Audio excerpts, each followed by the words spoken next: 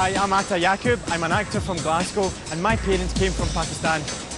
For me, being Pakistani means living in a community that is hampered by outdated traditions and poverty. When I think of Pakistan, I think of rickshaws, camels and people balancing things on their head. Recently, some of my friends have started moving to Pakistan. They tell me it's a place where arts and culture are flourishing. A place where cool young people have big dreams and big passions. I've heard that Lahore and Karachi are cities where westernised urbanites can feel at home. This is not the Pakistan I've seen on the news or experienced in Glasgow. I'm going on a journey to discover this new Pakistan I'm hearing about. I want to find out if I could fit into a country whose culture, up until now, I've usually tried to get away from.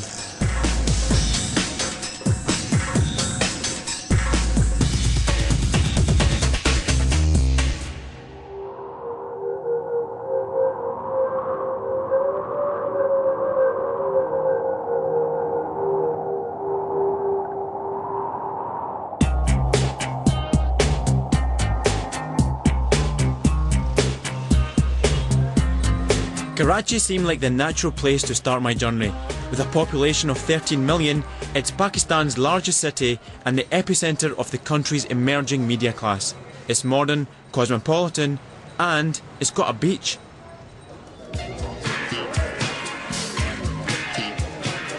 My first mission was to make some friends. Luckily, there was a glamorous event being held at the hotel I was staying in. I used my brand new BBC credentials to get in. The only problem was, I didn't have a clue who anyone was. You must be famous. Are you guys famous? Well, You famous? This was Pakistan, but not as I knew it. It looked glamorous, alluring and sophisticated. I was hooked already. So what's happening here? Is this the biggest thing in Pakistan? This? Yeah. It is? Yeah. Is it? I'm supposed to say that. No, is it the biggest thing in Pakistan? 'Cause Well, we don't know. actually, yes, it is. It is.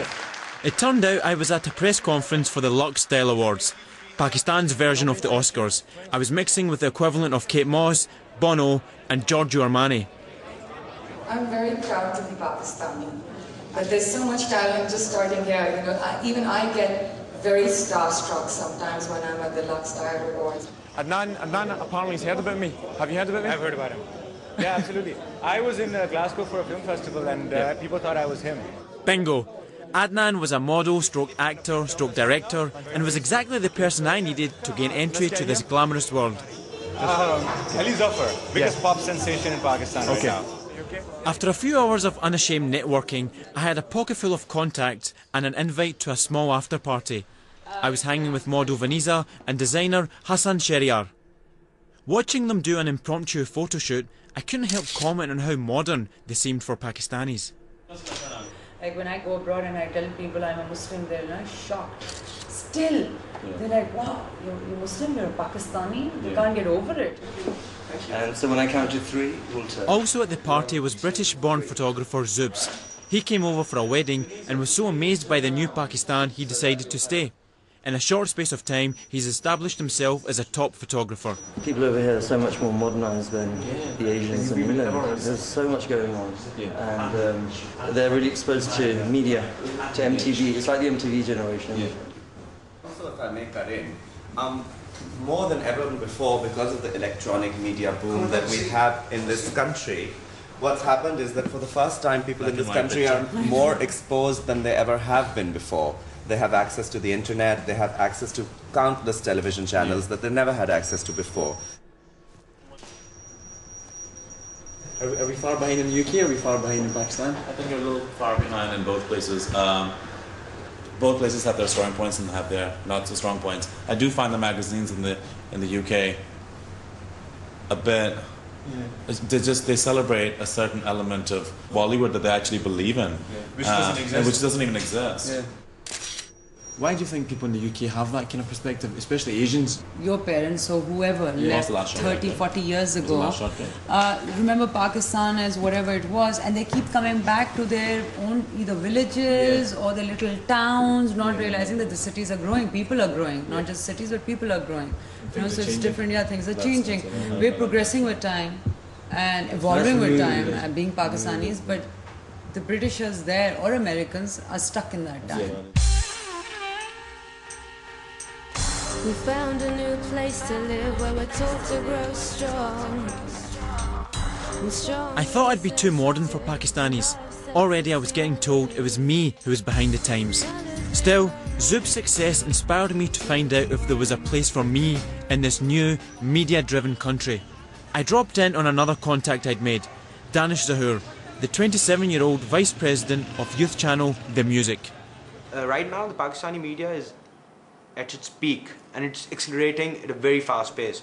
I mean, everything's growing. I've been with ARY for the last 4.5 years and I've seen the size of ARY grow from 100 people to 400 people just in this studio. And it's a multiplier effect all across the board. We've gotten more producers, more directors, more private production houses. It's just growing, more actors. How about you coming down? I would love to come down. Okay, you roll it. Before I had a chance to tuck my shirt in, there I was, representing Britain, my mum and the BBC on Pakistani television. How are you? I'm very well, thank you. Hot, but good, thanks, yeah. And how is it? Have you been to Pakistan before? It's my first time back after 20 years. 20? 20 years, yeah. My interviewer was the motormouthed VJ Natasha. She works without a script. Thankfully, she didn't ask me what my favourite colour was. You know, a while ago, it was very difficult for a girl to be wearing what I'm wearing right now on TV. You're wearing...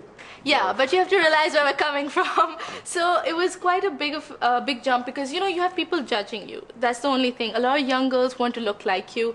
A lot of young guys want to date you. A lot of parents don't want their kids watching you because they don't want them getting influenced by, you know, I want to wear jeans too, stuff like that. Because we still have a large population where girls aren't allowed to talk to guys. But I think if parents actually consciously sit and watch us and they see that, you know, it's nice, it's decent, there's no limits being crossed, maybe they'll open up a bit with their kids as well. Maybe it was just westernised girls parents had a problem with. If Waqar Zaka was anything to go by. Hi everyone, मैं हूँ Waqar and welcome to Living on the Edge. They certainly didn't have a problem with their children volunteering to do life-threatening stunts on his reality show. I invite people to come on my show and perform extraordinary dares, extraordinary tasks. It's a kind of show where anyone can come and perform extraordinary things. There was a girl in my show who is about 16 years old. She came to my show and she pulled a car with her hair. She pulled that car up to about 35 feet and there was a guy who picked up burning coals with his hands. Where does all your influence come from, or the originality? You know, a lot of things you're saying, is it Western influenced, or is it just that you're not thinking, exactly. Let's do it in Pakistan? Not exactly the Western influence. It's like I just searched what exactly is not happening in Pakistan. What exactly I can come up with, or what exactly I can create which the Pakistani youth can relate to themselves. Life-threatening reality shows are the new kids on the TV block. But if there's one thing guaranteed to get an audience, it's drama. Drama is, to coin a phrase, bigger than cricket. Once again, I used my BBC credentials to get on a set. The plan was to try and get a part in a show. I went to see producer Mutmina Dured to get the lowdown. We're trying to take like realistic stories and converting them into dramas. Stories that every person would be able to relate to. Mostly we target women, not men. But because we think that women are the ones who are the real drama watchers and not men. And all the stories that can make a woman laugh, cry, feel something, those are the stories that we take and we dramatize. So that's enough, okay? No, I don't think that is enough. Mutmina said I could try out for a part. I thought all I'd have to do was a bit of Bollywood. But Pakistan drama, I found out, is not the same as Bollywood. 5 or 10 years we tried to create something related to India like Bollywood style, but it didn't work actually. So what we wanted to do, we just wanted to create a drama, okay, with the Pakistani style. A Pakistani style meant lots of dialogue, and lots of dialogue meant lots of